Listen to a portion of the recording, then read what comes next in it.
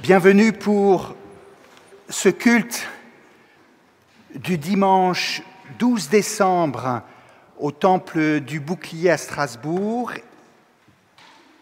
Et c'est la musique qui va nous introduire à ce temps d'écoute de la parole avec Sophie qui va être chantée par Caroline et qui nous introduit dans un temps de fête, de noces d'or, d'anniversaire, un moment gai, heureux, auquel elle invite celles et ceux qui sont là. Merci à Sophie et à Caroline.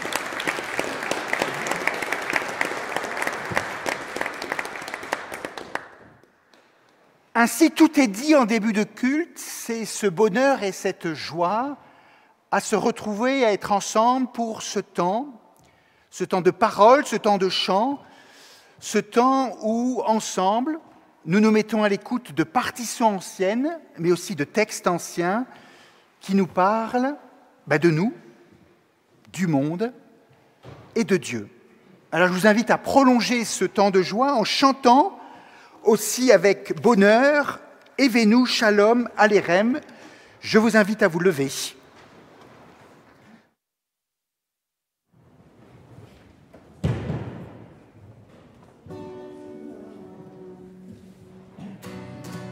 Evenu Shalom Alerem, Evenu Shalom Alerem, Evenu Shalom Alerem. Shalom, shalom, shalom aleichem. Nous annonçons la paix. Nous vous annonçons la paix.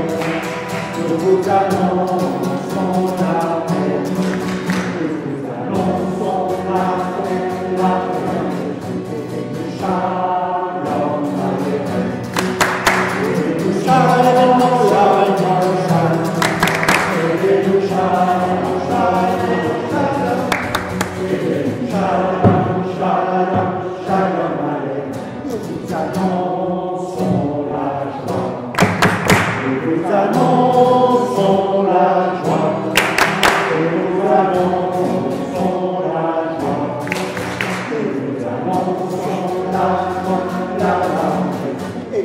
Shalom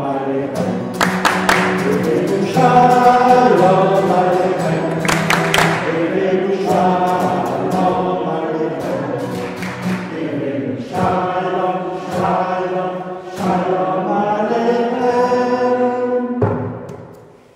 invite à vous asseoir et la première image va apparaître dans l'image. C'est bon. Voilà, vous vous souvenez qu'à Noël, il y a des personnages importants qui interviennent et qui prennent parole, comme Sophie qui chante ce bonheur de cet anniversaire, comme vous qui chantez, et la parole se libère comme si on enlevait un scotch qui gêne pour parler, sauf qu'actuellement, vous allez garder vos masques. Mais vous voyez que tout en gardant le masque, il y a ce bonheur à parler, à chanter et même à proclamer. C'est la deuxième image. Voilà. On a tellement de bonheur à dire les choses importantes que c'est comme si on les disait avec un haut-parleur. Et alors je vous invite à dire ces choses importantes et vous allez voir qu'il est question aussi de riches, de pauvres, d'avertissement d'une personne qui pourrait être Marie et qui dit son bonheur à vivre, mais en même temps son avertissement pour ce monde où les choses ne vont pas bien. Je vais dire ce qui est sur la gauche et je vous invite à dire ce qui est décalé sur la droite. C'est maintenant le texte du Magnificat que vous pouvez projeter. Super. Oui, vraiment, le Seigneur est grand, je le chante.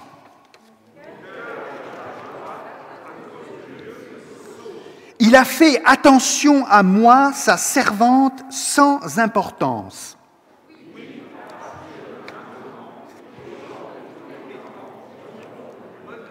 Le Dieu puissant a fait pour moi des choses magnifiques, son nom est saint.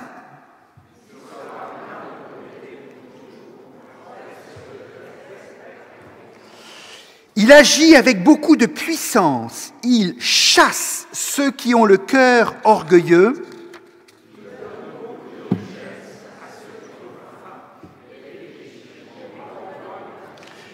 Il vient au secours du peuple d'Israël, son serviteur.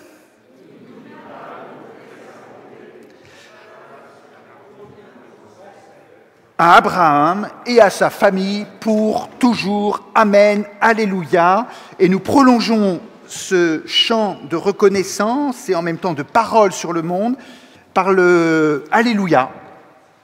Voilà. Alors on va le chanter une fois à l'unisson et après on fera deux groupes avec les mouvements. Hein, c'est les enfants de Dimanche en Fête qui vont montrer ça. Alléluia. On y va. Alléluia, Alléluia, Alléluia, Alléluia, gloire au Seigneur. Alléluia, Alléluia, Alléluia, Alléluia, gloire au Seigneur. Gloire au Seigneur, Alléluia, gloire au Seigneur, Alléluia, gloire au Seigneur, Alléluia, gloire au Seigneur. Voilà, comme vous le connaissez, on va le faire en bougeant, comme Marie qui se déplace, qui marche, qui se lève et qui va rencontrer d'autres personnes. Donc, lorsque vous chantez, vous vous levez, et lorsque vous ne chantez pas, vous vous rasseyez. Je sais, c'est dimanche matin. Donc ici, vous allez faire le groupe A, vous allez faire les Alléluia. Ça va? Et là, vous allez faire le groupe B, c'est-à-dire les gloires au Seigneur. Ça va? Alors attention, il faut se lever et s'asseoir. Donc là, vous commencez par vous lever. Puis après, vous assiérez. Alléluia, Alléluia, Alléluia, Alléluia, gloire au Seigneur. Alléluia, Alléluia, Alléluia, Alléluia, gloire au Seigneur. Debout. Gloire au Seigneur. Alléluia. Gloire au Seigneur. Alléluia. Gloire au Seigneur. Et tout le monde. Gloire au Seigneur. En allemand. Alléluia, Alléluia, Alléluia, Alléluia. Preise den Herrn. Alléluia, Alléluia, Alléluia, Alléluia. Preise. Debout. Preise den Herrn. Alléluia. Preise den Herrn. Alléluia. Preise den Herrn. Alléluia.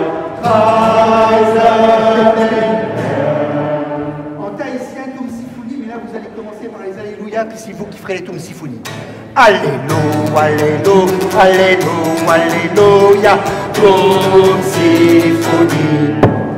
Alléluia, Alléluia, Alléluia, Alléluia, tomes symphonie. À vous. Tomes symphonie. Tomes symphonie. Tomes symphonie. Tout le monde. Tomes symphonie.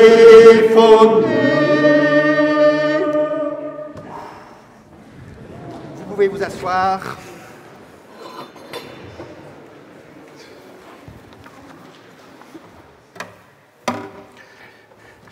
Et là, vous montrez l'image suivante.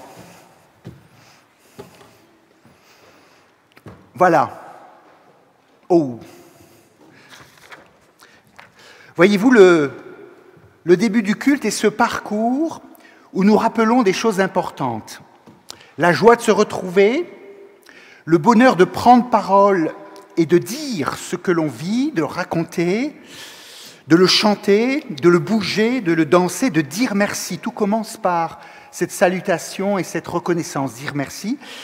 Et puis on se rappelle aussi que pour vivre, pour avancer, il est important d'avoir un certain nombre de, qu'est-ce qu'il faut dire, de repères. Vous voyez là? Non? Non, non? Ah voilà, oui, oui, non, vous gardez le vitrail d'Heidelberg. Voilà. C'est des panneaux que l'on connaît. C'est un vitrail d'église qui rappelle l'importance qu'il ne faut pas s'arrêter. Vous voyez le petit panneau là? Interdiction de s'arrêter de stationner, comme pour dire que la vie est toujours en mouvement et que l'on est toujours en train d'avancer. Et puis vous avez 6 panneaux en dessous qui sont « Attention, danger ». Voilà, parce que dans la vie, il y a parfois des temps difficiles et des choses auxquelles il faut peut-être faire attention. Voilà. Il y a beaucoup d'éléments, puis en haut, vous avez ce « follow me », qui veut dire suis-moi. Voilà. C'est ce qu'on utilise souvent dans les aéroports lorsque vous avez une personne toute petite qui guide un énorme avion. Voilà. Donc vous avez quelqu'un de très fragile, mais qui montre la direction et comment le gros avion doit avancer sur cette piste pour pouvoir s'envoler et décoller. C'est une parole très forte, hein, qui est dite par quelqu'un de fragile et de faible, de tout petit, pour une énorme machine qui va permettre à 200 ou 300 personnes de s'envoler. Voilà. Et puis vous avez aussi une carte qui correspond à un lieu particulier, là où se trouve ce vitrail qui est Heidelberg. Voilà. Parce que les paroles, les repères, les signaux sont toujours dans une terre et dans une géographie particulière.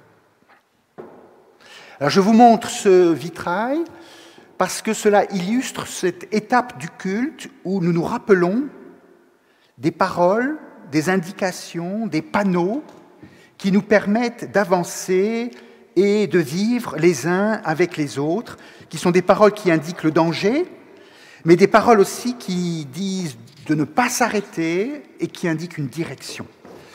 C'est qui est sur le document, c'est le décalogue. Mais je ne sais plus qui le dit avec moi, là. Il y a quelqu'un du conseil. C'est Martine. Voilà, Martine va dire ce qui est décalé sur la gauche et nous dirons ce qui est décalé sur la droite. Dieu dit, « Je suis le Seigneur ton Dieu. C'est moi qui t'ai fait sortir d'Égypte où tu étais esclave. Tu n'auras pas d'autre Dieu que moi.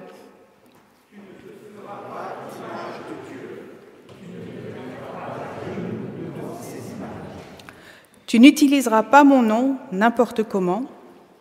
Pendant 6 jours, tu travailleras pour faire tout ce que tu as fait. Mais le 7e jour, c'est le sabbat.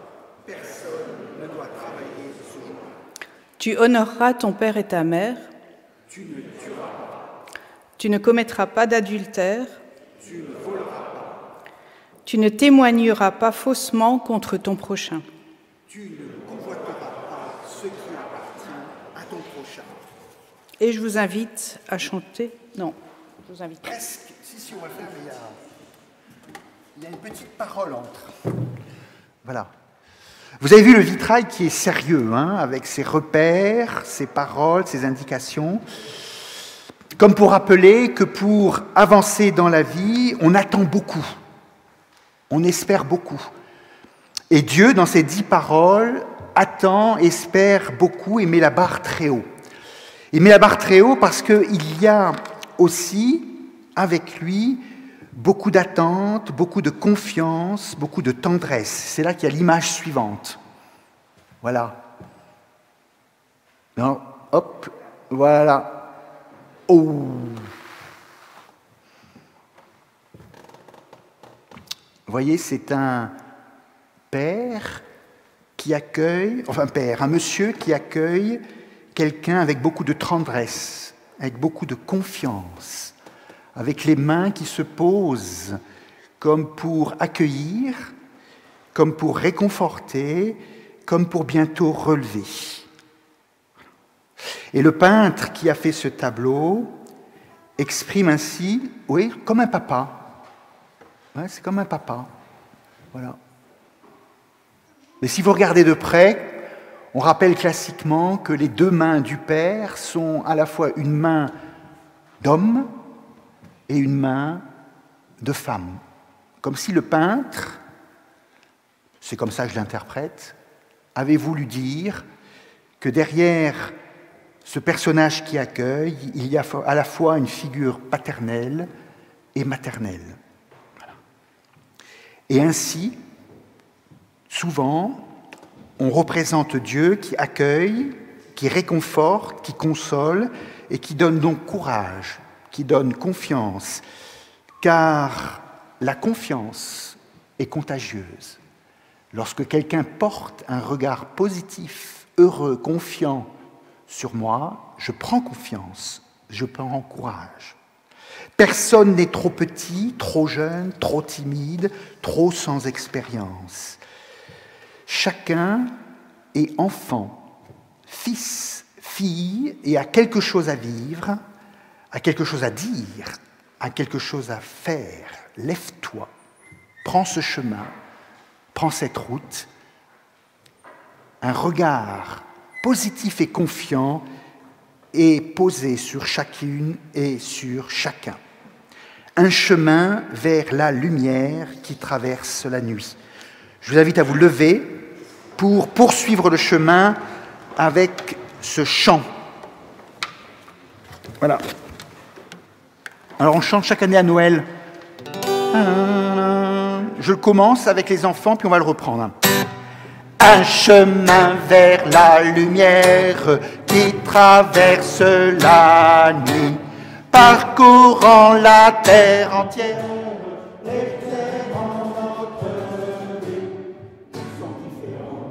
Chemin, chacun poursuivant son chemin, et il y a des croisants en chemin, oui, en chemin. Un chemin vers la lumière qui traverse la nuit, parcourant la terre entière, éclairant notre vie. Ce serait en mur en chemin. On n'est jamais sûr en chemin, on est sur les murs en chemin, oui, en chemin. Un chemin vers la lumière qui traverse la nuit, parcourant la terre entière, éclairant notre vie. Il faut dans la nuit un chemin, une en chemin. En chemin, oui, en chemin, un chemin vers la lumière qui traverse la nuit, parcourant la terre entière, éclairant notre vie. Eh bien, je vous invite à poursuivre le chemin. C'est le moment où les enfants de Dimanche en Fête, avec l'équipe, poursuivent leur chemin. Poursuivez votre chemin.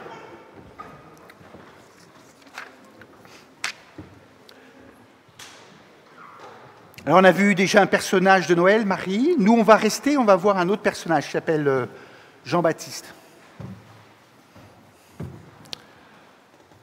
Et ils vont préparer aujourd'hui la veillée de Noël du 24 décembre. Voilà.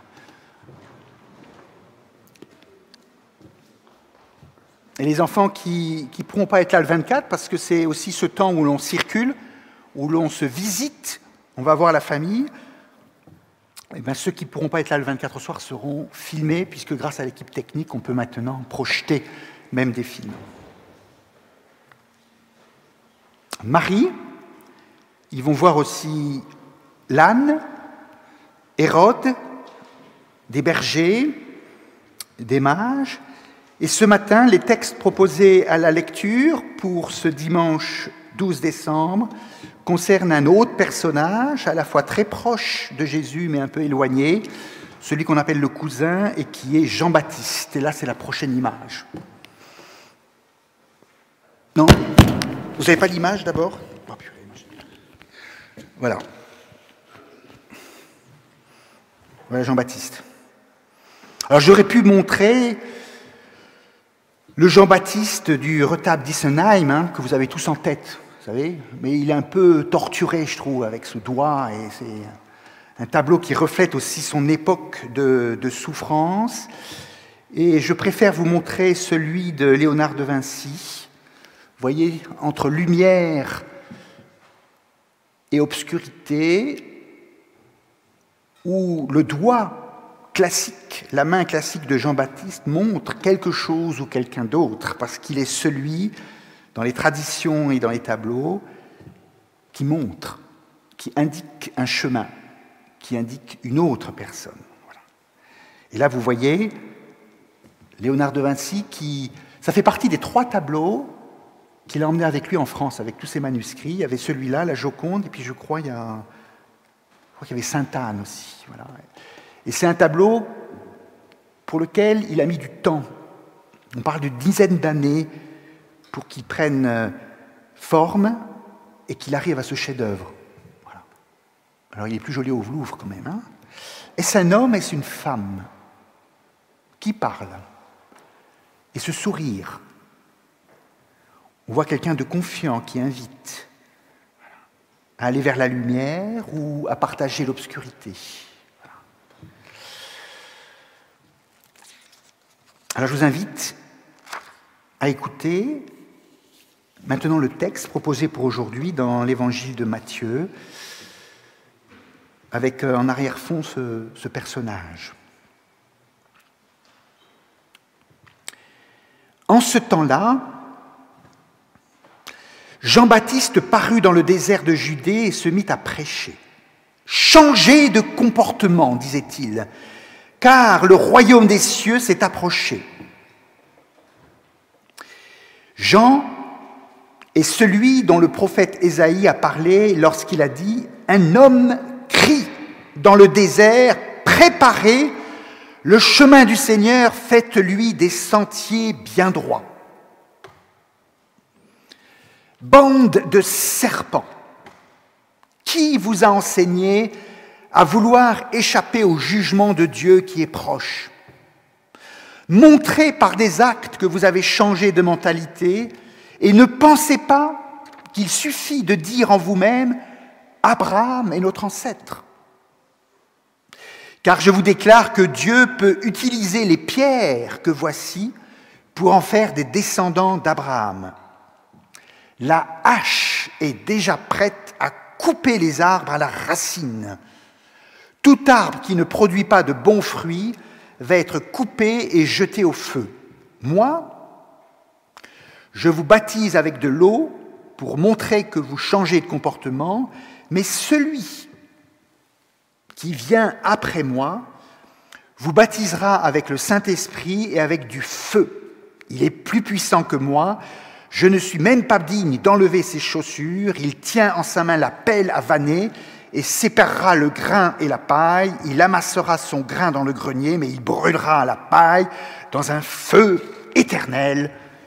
Amen.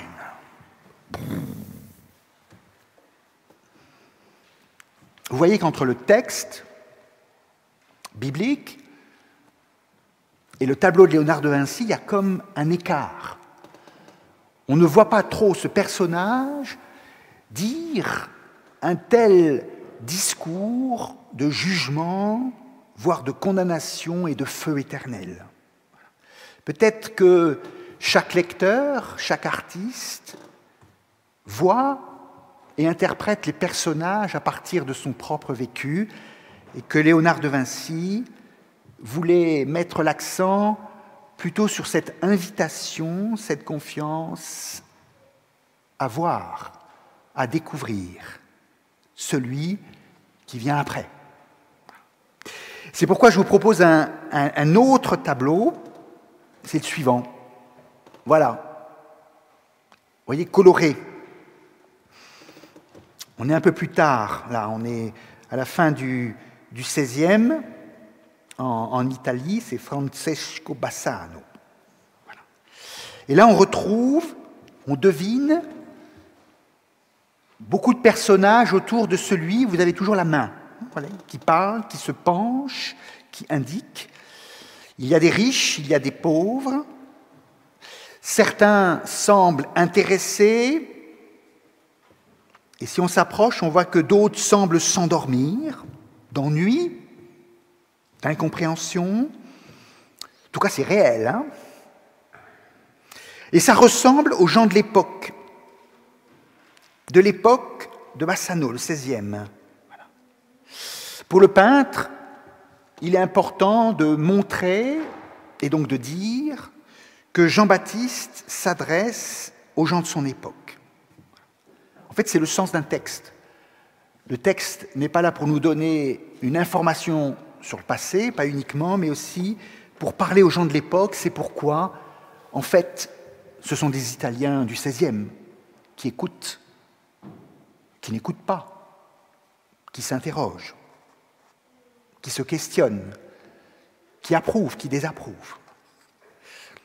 Et c'est pourquoi je vais, un siècle plus tard, chez un autre peintre, alors là on va montrer Rembrandt, c'est encore plus flou. Voilà. Voilà. Vers 1635, 1640, on retrouve le doigt, on retrouve la foule, beaucoup de flou, mais j'aime bien que tout ne soit pas clair, comme dans le discours de Jean-Baptiste. Et puis, j'aime bien, quand on s'approche, de voir les différentes attitudes des gens, d'écoute, de non-écoute. Il y a des vieillards, il y a des enfants, il y a des riches, il y a des pauvres, il y a des soldats. Certains semblent discuter entre eux, presque en s'éloignant, comme si la main de Jean-Baptiste et sa parole entraînaient parfois l'adhésion ou le questionnement ou l'éloignement. Que pense-t-il ? Parce que Jean-Baptiste, et on va laisser cette image, est un personnage excessif, radical, entier. Vous avez entendu cet extrait de l'évangile de Matthieu, et si on poursuit le récit, on arrive au baptême de Jésus, où les deux se rencontrent, et où Jean-Baptiste ne veut pas faire ce que Jésus demande. Jésus souhaite être baptisé et Jean-Baptiste refuse. Voilà. Parce qu'il a une certaine conception, une certaine compréhension de Jésus, de la foi, de Dieu, qui tout d'un coup ne correspond pas à ce que Jésus veut. Voilà. Il va y avoir un échange de paroles entre les deux pour que finalement Jean-Baptiste accepte qu'il en soit autrement que ce qu'il attendait. Il y a des gens comme Jean-Baptiste qui parfois savent mieux que Dieu qui est Dieu et qui veulent faire la vraie volonté de Dieu, que Dieu le veuille ou non. Et on a dans ce récit cet échange si judicieux et si important pour montrer que même le grand prophète Jean-Baptiste va devoir accepter de changer son regard et son attitude sur celui qu'il annonce. Parce que Jean-Baptiste, et je voudrais maintenant développer cela, est un peu à l'image de moi, en toute humilité, mais aussi de vous, en toute confiance. Il ne s'annonce pas lui-même, mais quelqu'un d'autre. Il est celui qui, à un moment donné, sait laisser la place, partir, pour que l'autre grandisse. Et puis, il est celui qui dit sa conviction, raconte ce qui est important pour lui, et en même temps se trompe et va devoir accepter que celui qui l'annonce ne correspond pas tout à fait à celui qui l'a annoncé. Alors tout d'abord, il annonce quelqu'un d'autre. C'est important de laisser ainsi de la place pour quelqu'un qui vient après. Et Jean-Baptiste, ici, n'est pas celui qui va être dans la suivance de Jésus, mais dans la précédence. Souvent, on parle de la Nachfolge, voilà, il faut suivre Jésus, être comme lui, essayer de l'imiter. Il y a tout ce courant théologique très important de la Nachfolge, de la suivance, pour essayer de se rapprocher de ce que Jésus a été. Et bien là, on a le contraire, on a quelqu'un qui est avant, voilà, qui prépare le terrain, qui dégage le chemin. Et en fait, si nous regardons nos propres vies, nous voyons qu'il y a bien des gens qui ont préparé le chemin pour chacune et chacun d'entre nous. Il y a des gens qui nous précèdent et qui ont fait en sorte que le chemin que nous avons suivi ait été préparé, cultivé, ouvert. Que ce soit, bien entendu, d'abord les parents, n'est-ce pas? Ou que ce soit des enseignants, des catéchètes, voire même un pasteur, des amis, des gens de la famille, des rencontres.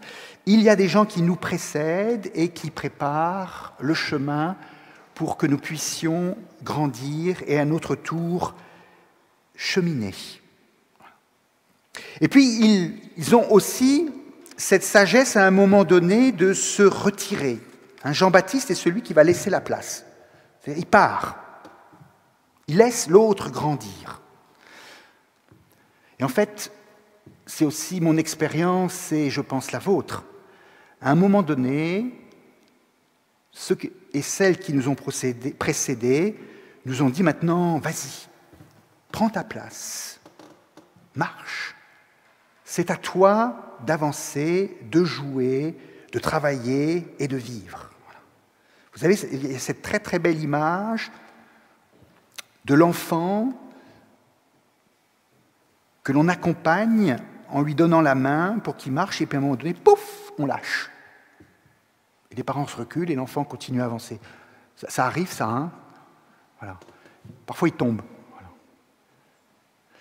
Mais Jean-Baptiste est celui qui tient la main et qui, à un moment, sait se retirer pour que l'autre grandisse, prenne sa place, avance. Voilà.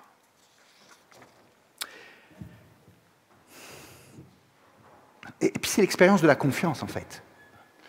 Faire confiance, c'est l'expérience de lâcher, de se retirer. Alors la confiance pour celui qui va marcher seul, mais aussi la confiance pour celui qui laisse. Voilà. Laisser un animateur prendre sa place, laisser une directrice prendre sa place, laisser un enfant partir et puis se frotter au monde, peut-être se casser les dents, c'est aussi faire confiance. Et c'est ce que fait Jean-Baptiste en se retirant et en laissant l'autre, Jésus, prendre sa place. Voilà. Et puis la troisième chose de Jean-Baptiste qui est importante, donc il précède, il prépare, il sait se retirer et laisser la place, et puis il se trompe. Il dit des choses sur Jésus qui ne vont pas correspondre à ce que Jésus a été. Vous avez entendu, il annonce un juge terrible qui va trier les bons d'un côté, les méchants de l'autre, et puis le feu éternel, etc. Et puis si on lit la suite de l'histoire, on se rappelle, on redit que c'est Jésus qui a été jugé, et d'une certaine manière, c'est lui qui est tombé dans le feu de la condamnation. Voilà. Il s'est trompé, Jean-Baptiste. Il a fait erreur. Peut-être comme moi, peut-être comme vous, lorsque l'on parle de Dieu, lorsque l'on parle de Jésus-Christ, lorsque l'on parle de sa foi. On n'est jamais exact ni vrai, on dit des bêtises. Le pasteur dit des bêtises. Mais comment faire autrement ? Comment faire autrement qu'en utilisant son vocabulaire, sa culture, son vécu, son histoire, son environnement, en fait comme Jean-Baptiste.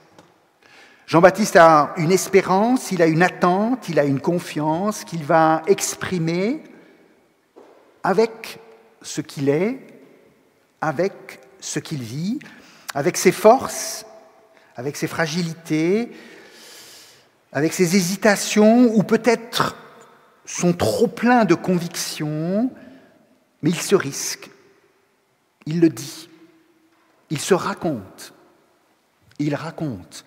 Ce matin, au catéchisme d'adultes, on avait ce parcours sur comment se raconter.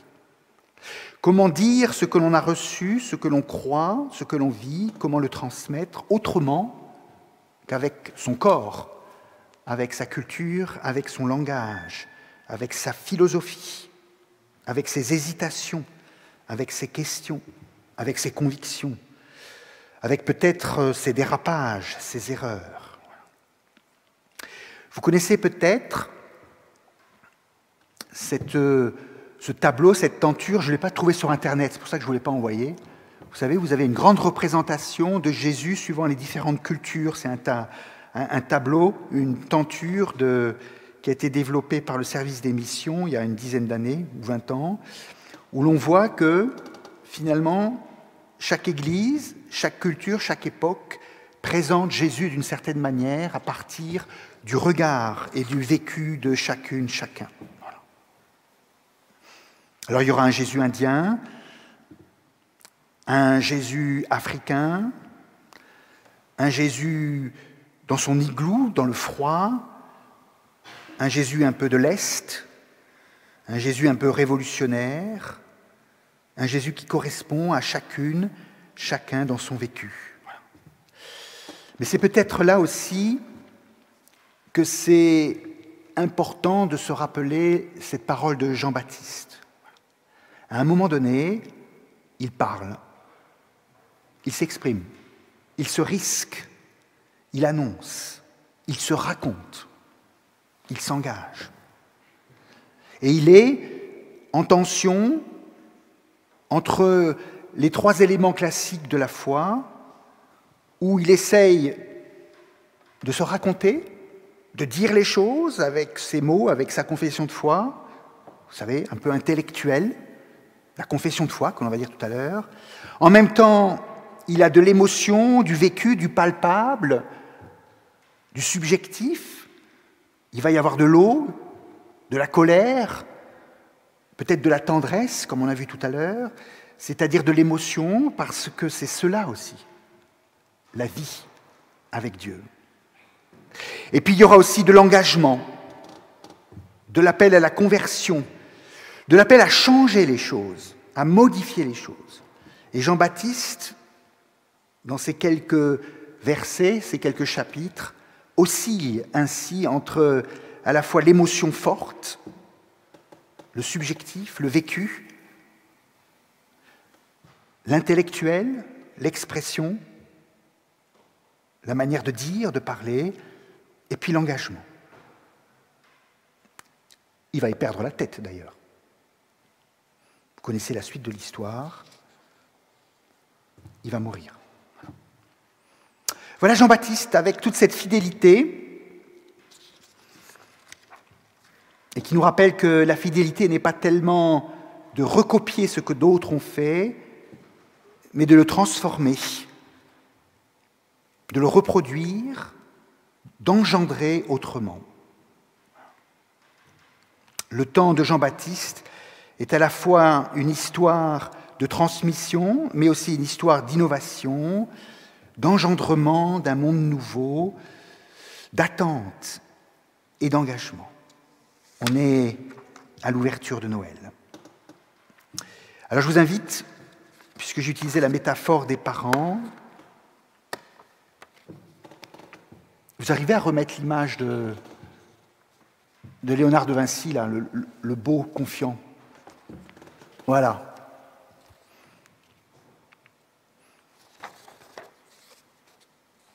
Peut-être ce personnage, homme ou femme, père ou mère, aurait pu dire cette prière pour son enfant ou pour nous, en désignant Jésus-Christ. Je t'ai donné la vie, mais je ne peux pas la vivre à ta place. Je peux t'enseigner, mais je ne peux pas apprendre à ta place.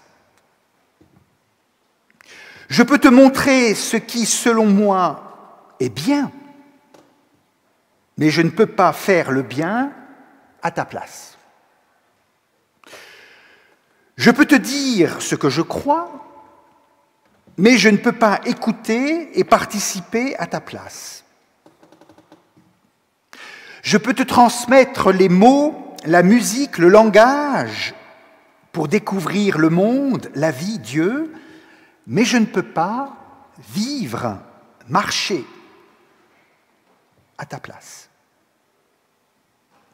Je peux te donner l'envie de découvrir, le courage de créer, l'appétit de comprendre ce qu'est le monde, ce que vivent les gens, ce que Dieu me dit, mais je ne peux pas, à ta place, découvrir, créer, comprendre ce qu'est le monde, ce que vivent les gens, ce que Dieu dit.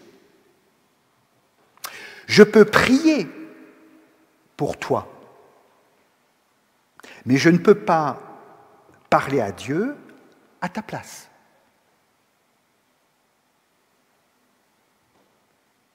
Je peux t'inviter à dire et à raconter ce que j'ai reçu, mais je ne peux pas, à ta place, dire et raconter ce que tu vis, ce que tu espères, ce que tu crois. Amen. Alors, on va rester dans ce clair et dans cet obscur, où tant de choses sont transmises et dites avec la nuit. C'est toi, Tim? Ouais.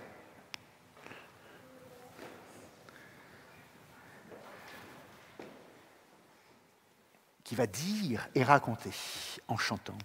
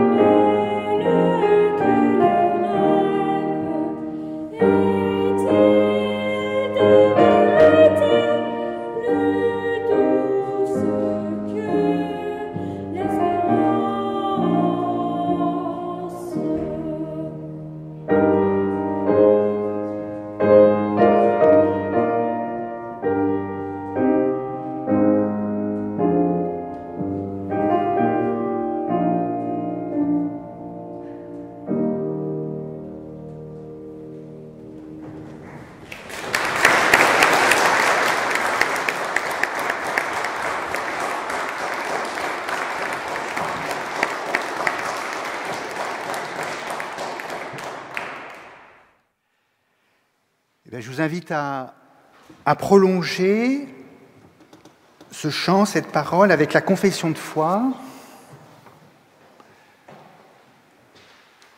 que nous allons dire de manière antiphonée.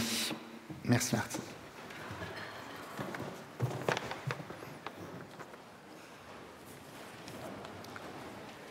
Nous croyons en Dieu,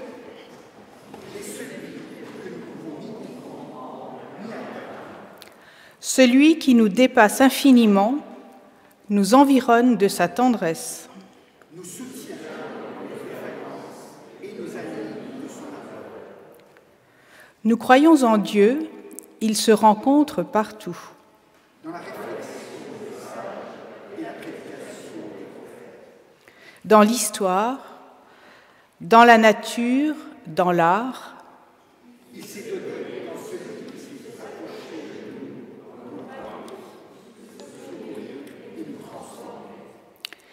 Il est en Jésus-Christ qui a peiné, souffert. Et qui est mort pour nous conduire à la vie. Il est dans le ressuscité qui fait jaillir en nous une vie nouvelle.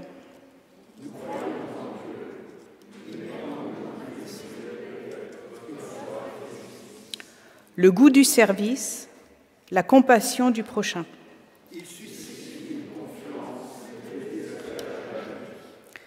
Un amour que rien ne rebute et fait naître une espérance. Amen.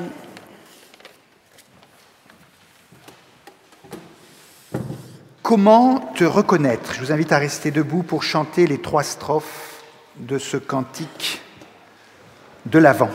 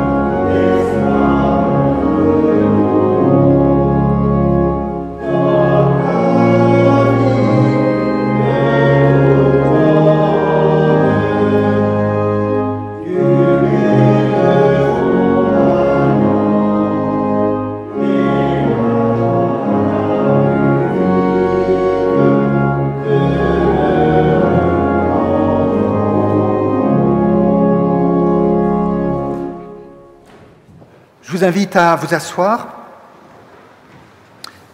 Et voici le moment des annonces. Alors tout d'abord, merci à Caroline et Tim. C'est Tim, pas Timothée. Pardon. Voilà, d'avoir proposé de participer ce matin à ce culte par vos chants, votre musique. Et merci, c'est Joachim aussi. En fait, on s'était rencontrés l'année dernière. Voilà, je ne sais plus très bien, on a fait beaucoup de choses l'année dernière. Non, c'était cette année, en 2021 encore. Voilà. Avec Lydia, voilà. Voilà, à cause ou grâce au confinement, il y a eu un certain nombre de rencontres, de projets communs, de collaborations autour du texte biblique, de ce temple et de la musique. Voilà. Merci à Tim particulièrement parce qu'aujourd'hui c'est l'anniversaire. Le 12 décembre. Et c'est lui qui nous offre ce cadeau. Voilà, merci.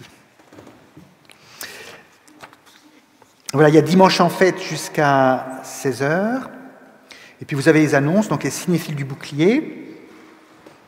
Mardi soir, vous vous informez au secrétariat pour savoir quel film on va voir et à quelle heure. Voilà. On va voir un film et après on en cause. On se raconte. On fait comme Jean-Baptiste. Jeudi, il y a les causeries à 15h où on poursuivra ce parcours sur l'art, le chemin de Noël au temps de la Renaissance italienne. Voilà. Ce sera présenté par Sylvie Albecker, qui est historienne d'art. Et puis toujours dans ce temps de Noël et de musique, de samedi prochain, il y aura le concert de Noël des Gospel Friends du Bouclier. Voilà. Si les mesures sanitaires ne changent pas. On verra. Voilà. Je ne sais pas, il y a toutes les annonces. C'est bon. Alors j'invite Caroline, c'est maintenant, à nous accompagner en chant pour le moment de l'offrande. Il faudra mettre des billets pour ne pas faire de bruit.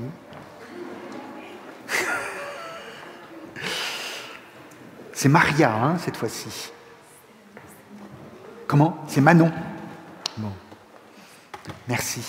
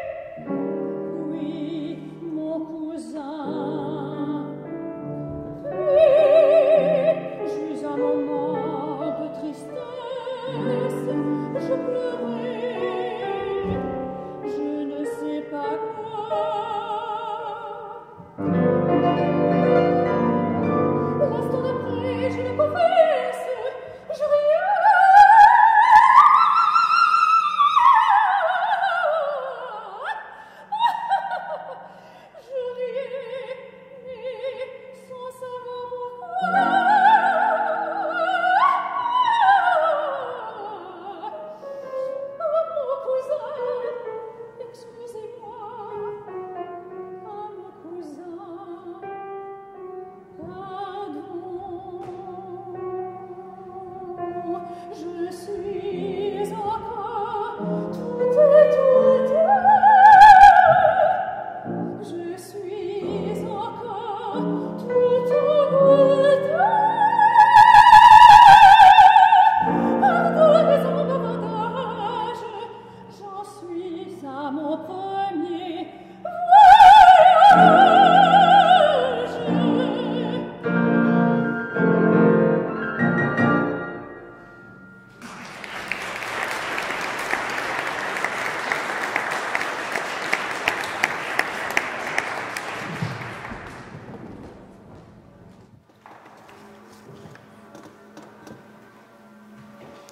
Et je vous invite à la prière, à la parole à Dieu qui est comme ce chant de nos cœurs que nous adressons avec joie et aussi attente en te présentant, mon Dieu, ce monde.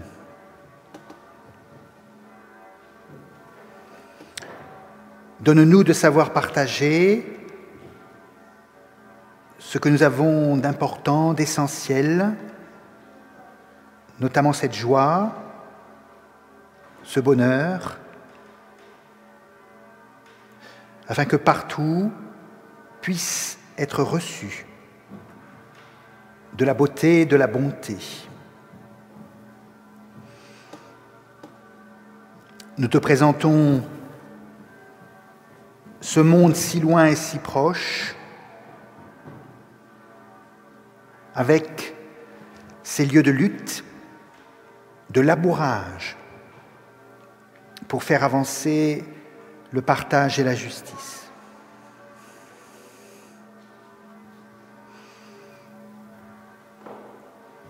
Et dans le silence, je te présente ces situations, ces personnes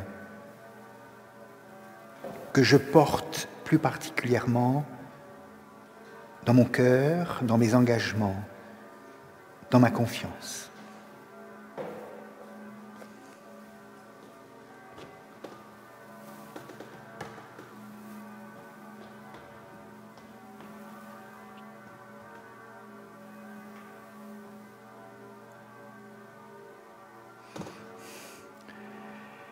Et toutes nos prières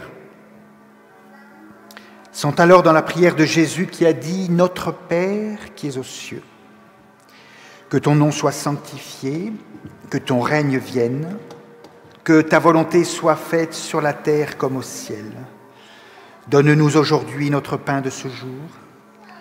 Pardonne-nous nos offenses, comme nous pardonnons aussi à ceux qui nous ont offensés.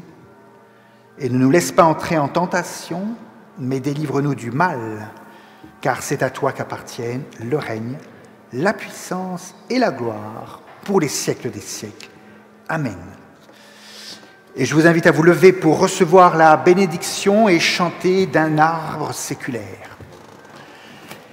Bonne route, bonne suite, bénédiction, que l'amour de Dieu notre Père, que la parole de Jésus-Christ notre Seigneur, et que la paix du Saint-Esprit vous accompagne et vienne toujours mettre de la joie, de la confiance et de l'espérance dans vos vies. Amen. D'un arbre séculaire du vieux tronc d'Isaïe.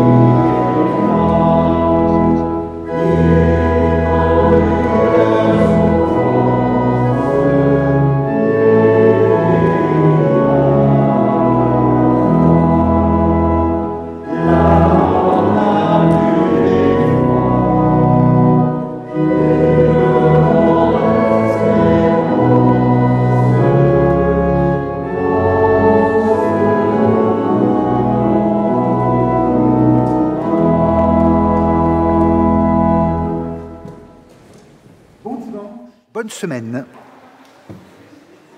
Merci Jérôme.